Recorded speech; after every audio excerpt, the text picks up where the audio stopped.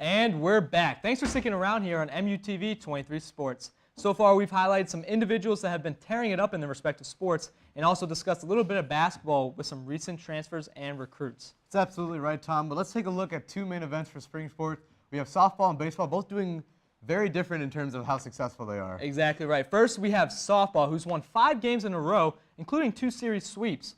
Troy, this is absolutely unbelievable the way these girls are playing right now. Right, and like you said, they've had 2 series sweeps. The most recent one coming against Texas A&M, and that's the first SEC series sweep at home since 2014. So yeah. quite impressive for them over there.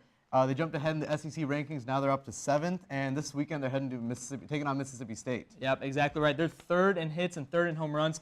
3rd in batting average right now. And I think the biggest key to their success right now has been their leadership that we mentioned earlier. The leadership by the seniors. Taylor Gadbois, she is 2nd in the SEC in steals. Emily Crane, she is 2nd in batting average. It's been unbelievable the way these girls have just really carried the team throughout a really, successful season. Yep, and the chemistry, like they seem to be playing all together as a whole, like as one unit. Very successful all around in batting, fielding, and pitching. Pitching's been questionable sometimes, but they definitely have good rotation there for that. It's been very exciting to watch. It really has. Luckily, we've had that. So luckily, we have some footage of one of those walk-off wins. 23 sports analyst Cam Redler was at Game 2 of the Texas A&M series this past Sunday and has all the coverage. Let's roll the tape.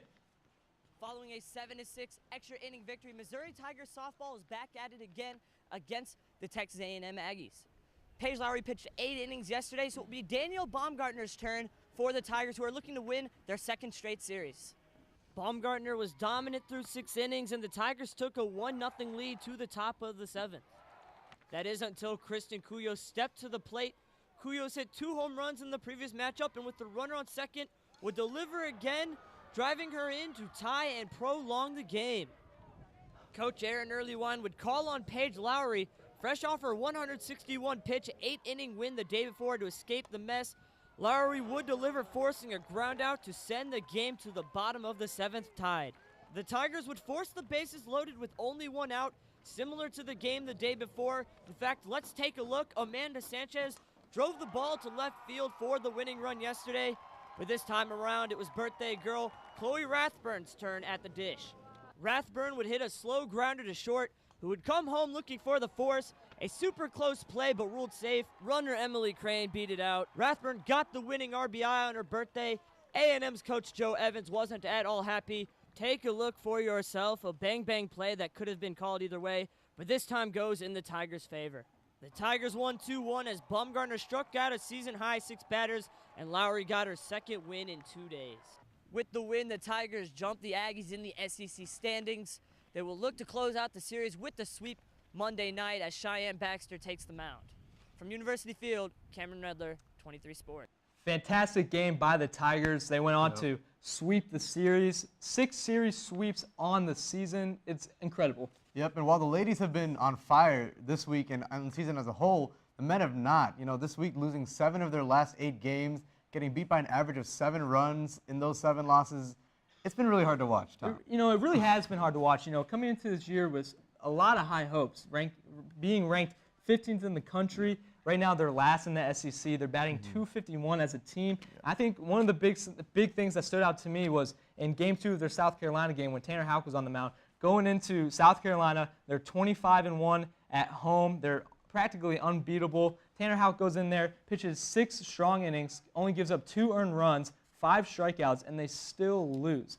When you have your ace going on the mound and he only allows up 3 total runs and you can't get the win by scoring only 1 run, that's sad. It's been terrible. They were swept at home against LSU. Obviously some great competition in LSU. Then they were swept again, this time in South Carolina. So conference play is just not going well for them.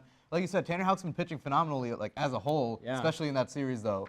But to see that them still not being able to get it done, even though Levy leading the attack like we talked about earlier, it's been frustrating to watch for a lot of people. I can imagine. It's really just been Houck on the mound and Levy with the bat. You can't be successful with only 2 guys really putting in work. We're gonna need to see more of that joint effort that we were talking about with the girls team. The softball team has that, but it seems like we're not playing quite together yet. We need a little bit more to click for the men's team. Not sure if the energy's there. Being 4-14 in conference play, you'd think those are the most important games, and going in there and just getting blown out most of the games. Just it's not working out. Right, very and well. it kind of started similar last year where they started off well as a team, but then as conference play crept up on them, they started facing much harder competition, and that caught up to them. Yeah, So it's yeah, been tough. It really has. Other notable teams include the women's golf team, who was, as of Monday, just selected for the NCAA regionals. It's their first appearance for the Tigers since 2008. This team ranked 11th nationally in scoring with an average of 291.9. That's the program's lowest average. They're selected as the 8th seed, and they'll travel to Birmingham next Thursday, May 5th. Yep, the track team added to the record-breaking season this past Saturday as they competed in the John McDonnell Invitational. The team had a total of 23 personal records and 12 all-time top 10 marks. They also had 5 event wins, which marks one of the greatest performances for Mizzou in program history. Yeah, so some of the spring sports seem to be kind of blooming, if you will. You know, the track and field team has been really good. The golf team stepping it up. Baseball's kind of not pulling their weight exactly in the spring sports, but overall we've had some pretty successful teams. A lot of teams, you know, that really just get undershown, and you wouldn't really think about. Have just really been bringing a lot of energy and bringing a lot of paparazzi to Mizzou, showing that we can do well in other sports. Yep, absolutely. But that'll do it for this segment. So don't go away. As the school year comes to an end, we'll have a look at some fall sports coming up, and we'll look at our favorite moments from this past year. You don't want to miss it.